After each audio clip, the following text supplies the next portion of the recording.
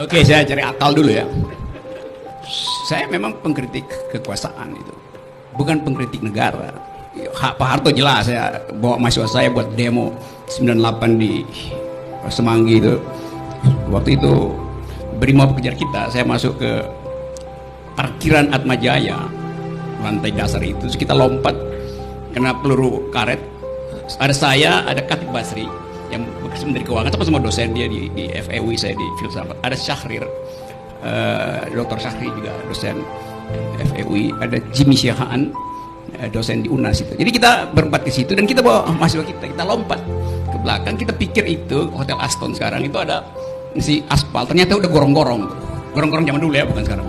Jadi kita masuk ke situ basah. Jadi saya mengkritik Soeharto, lalu Soeharto diganti oleh Habibie, juga itu satu paket lah, oleh Gus Dur kan. Gus Dur itu teman saya, teman diskusi, teman bercanda segala macam. Satu waktu Gus Dur bertemu dengan Tommy Soeharto di Hotel Borobudur. Saya bicara ke publik, turunkan Gus Dur, karena belum apa-apa udah ketemu dengan Tommy Soeharto.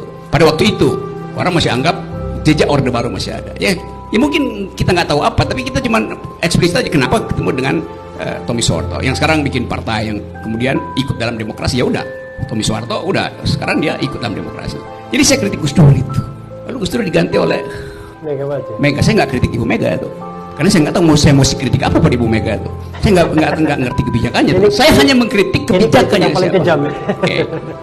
Ibu Mega diganti oleh SBY itu. SBY itu teman diskusi saya sekarang.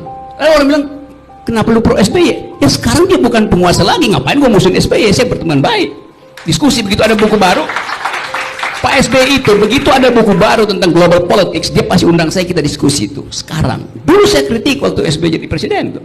Saya kasih pidato kebudayaan di Taman Ismail Marzuki hanya untuk menghajar SBY itu. Itu Pak Kapitra. SBY diganti oleh Jokowi.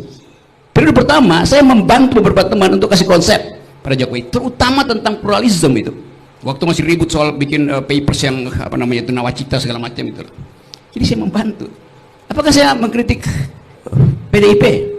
4 tahun saya mengajar di Megawati Institute tentang pikiran bangsa itu, di proklamasi itu. Anda mungkin nggak pernah ngajar di situ. Saya mengajar di tempat pengkaderan PDIP, Megawati Institute, tentang pokok-pokok pikiran negeri. Jadi saya memang dosen, saya mengajar di UI 15 tahun dan menolak digaji itu. Saya nggak musuh negara. Saya mengajar di Lemhanas, saya pernah kasih kuliah di Lemhanas.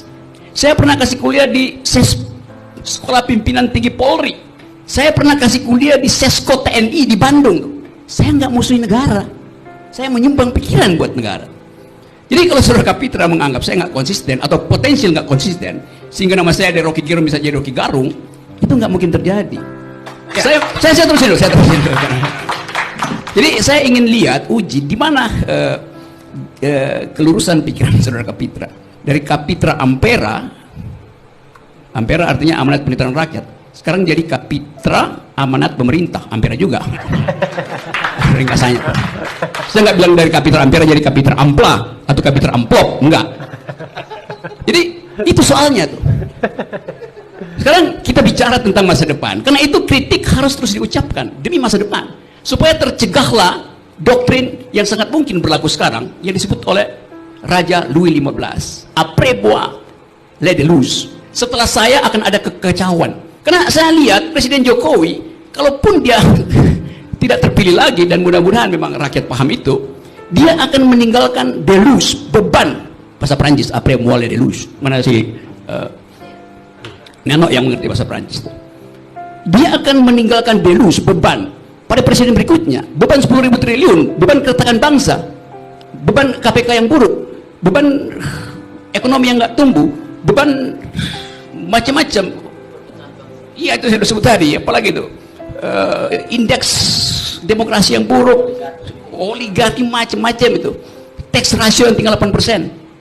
Jangan-jangan begitu presiden baru terpilih di 2004, seminggu kemudian dia jatuh juga karena nggak mampu memegang après moi les déluges yang ditinggalkan oleh Presiden Jokowi.